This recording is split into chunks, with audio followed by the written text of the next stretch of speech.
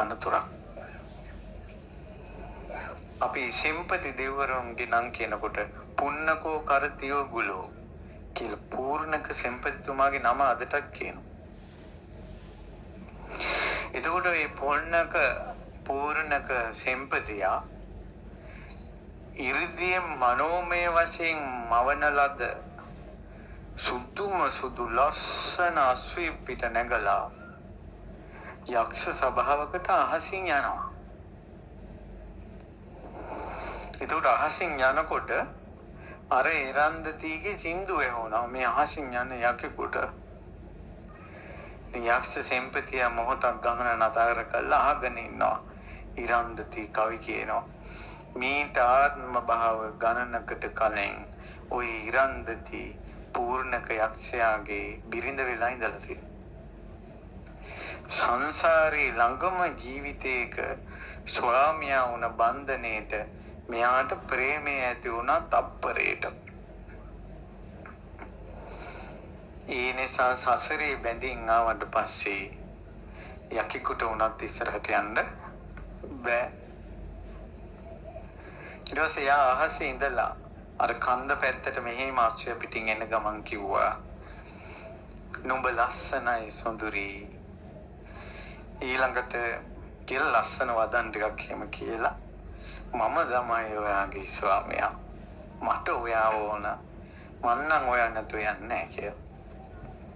ඒ නිසා එන්න රුචිරාරණී සොඳුරියේ වස්තුව මැනික ඉන්න මා ළඟට කියලා මෙහෙම අතින් අල්ලන්න ගියා. ඊට පස්සේ වරුණ මේ පූර්ණක යක්ෂයාගේ හඬටයි රූපයටයි කලින් ජීවිතයක ස්වාමියා නිසා තප්පරයට මෙයාටත් ප්‍රේමය හටගත්තා. දැන් මෙයාත් ඇවිස්සලා ඉන්න කෙනානේ. හැබැයි මෙයා මෙහෙම වැඩක් කළා. එන්න කියලා කියනකොට මෙහෙම අල්ලන්න එනකොට යාව ඒ අතට උඩින් මෙහෙම දික් කරපු අතේ ඇඟිලි ටික නැතුව මේ වැලිමිට පැත්තෙන් ඇල්ලුවා. ඒ නාග කන්‍යාව අල්ලලා කිව්වා ඔයා මගේ ඇඟෙන් අල්ලන් දෙද්දී මාව අල්ලන්න දීලා ඔයත් එක්ක යන්න පුළුවන් අම්මා අප්පා නැති ඔහේ යන කෙල්ලෙක් නම් අම්මා අප්පා නැති ඔහේ යන කෙල්ලෙක් නම් වරෙන් කියනකොට ඕනම මිනිහෙක් එක්ක යයි කිව්වා. ඒ වුණාට මට අම්මා තාත්තා ඉන්න නිසා හැබැයි මං ඔයාට ආදරෙත් ඇති වෙච්ච නිසා යන් අපේ තාත්තා ළඟට කිව්වා. මට අම්මා ඉන්නවා තාත්තා ඉන්නවා කියලා. ඔය විසාකගේ මාමා අපේ විසාකා මහෝපාසිකාවගේ මාමා ඔය විසාකත් එක්ක ඔරොප්පු වෙලා ඵලයන් යන්න දැන් මේ ගෙදරින් කියලා පෙන්නුවා. ඒකට විසාකා ගෙව්වා අම්මා අප්පා නැති කෙල්ලෙක් නම් ඵලයන් යන්න ගෙවුට දොට්ට බහි. මට අම්මා තාත්තා ඉන්නවා. මං කිව්ව ඵලයට දොට්ට බහින්නේ නැහැ කිව්වා. දැක්කද ඒ කාලේ හිටපු මිනිස්සු හිතපු විදිහ. මේ ප්‍රේමෙන් කුල්මත් වෙලා පූර්ණක යක්ෂයා. ඉතින් ආදරේ කියන්නේ 아무තු මේක ප්‍රේමේ රාගේ කියන එක යකාටත් එහෙමයි ණයාටත් එහෙමයි මිනිස්සුන්ටත් එහෙමයි. ඊට පස්සේ මෙයා කිව්වා හරියන් කියලා ඔන්න දැන් නාග විමනට යනවා. මේ අහක යන ප්‍රශ්නයන් නිසා ප්‍රේමය රාගේ ස්ත්‍රිය කියන තැන ඉඳලා යකාටත් යකා යන ගමන අමතක වුණාද නැද්ද? යකාටත් යකා යන ගමන වෙනස් වුණාද නැද්ද? යක්ෂ සෙම්පතියෙකුගේ ගමන වෙනස් කරන්න පුළුවන් තරම් අద్භූත බලයක් මේ ස්ත්‍රිය තුල තිබ්බා. ඔයා ළඟ නේ ඉරන්දති තුල. ඉරන්දති තාත්තා ළඟට ගිහිල්ලා කිව්වා මෙන්න මං කෙනෙක් හොයාගෙන ආවා. ඊට පස්සේ පූර්ණක යක්ෂයා තර වරුණ නාරජතුමාට ගරු කළා. රජෙක්නයා ගරු කළා. ගරු කළා කිව්වා මං ඔබගේ දියණියට මනාපයි. මට ඈ දෙන්න. මං රන් රිදී මුතු මැණික් පුරවපු කරත්ත 100 ගාණක් නාග විමනට දෙනවා. මට මෙයාව දෙන්න. පස්සේ වරුණ නාරජතුමා කියනවා එකපාරම අපිට දැන් මේකට තීරණයක් ගන්න බෑ. නෑදෑයන්ට මතක් කරලා එයාලගේම උපදේශක් අරගෙන අපි ඔය කටයුත්ත කරමු. මොකද බැරි වෙලාවත් ඔය කසාද ජීවිතේ අරුබුද හැදෙනවා.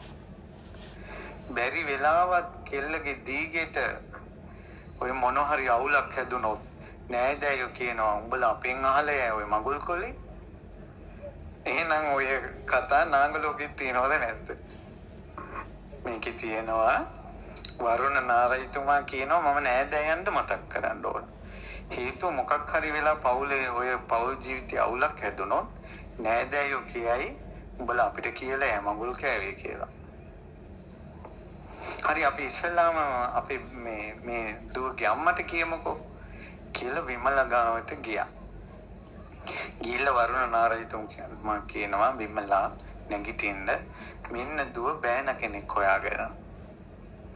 අපිට ගොඩාක් රන්දිති මුතුමැණි අපි නාග විමලට දෙනවා කියලා ඔහු සතුටින් ඉන්නේ. විමල කිව්වා එපා. රත්තරන් එපා. මුතු එපා. මැණික් එපා. මොනවත් එපා. මට විදුරගේ හදවත ඕන.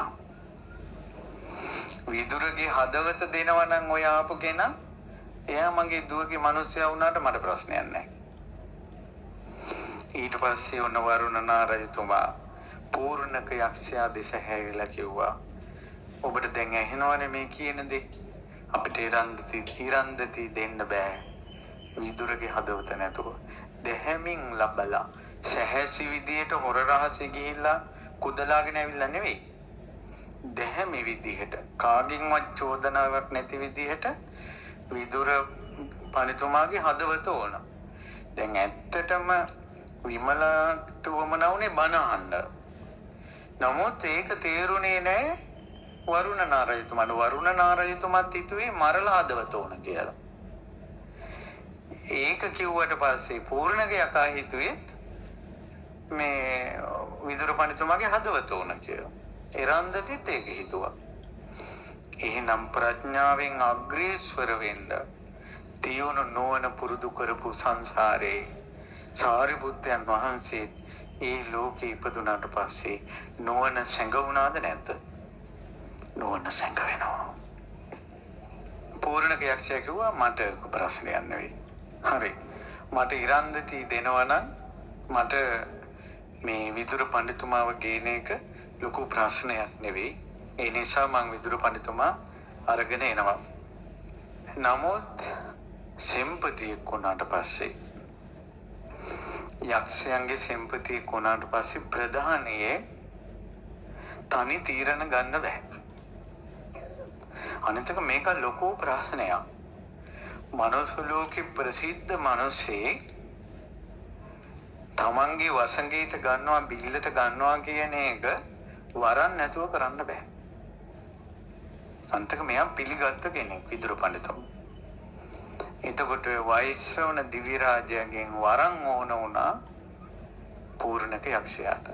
පූර්ණක යක්ෂයා ඒ වෙලාවෙම ආය අර මනෝමය අශ්වයා ගෙන්නගෙන අශ්වයාගේ පිටින් වෛශ්‍රවණ දිව්‍ය රාජයා වෙත ගියා. විසමුනි දිව්‍ය රාජයා ඒ වෙලාවේ නඩුවක් විසඳ හිටියේ.